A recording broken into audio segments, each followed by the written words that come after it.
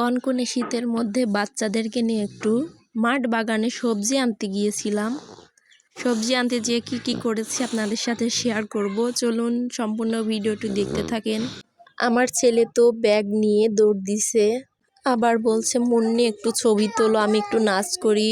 রিয়াদ ভাইয়া আসছে, আমাদের দুইজনকে ছবি তোলো। তারপরে ছবি না তুলে আমি একটু ভিডিও করে রেখেছিলাম। অলিগলি পার করে সবাই মিলে সবজি বাগানে চলে এসেছি। আমাদের বাগানে কি সবজি আছে দেখুন। মূলা, পালং শাক আছে, লাল শাক আছে। মূলাগুলো এখনো ছোট, খাওয়ার মতো হয়নি।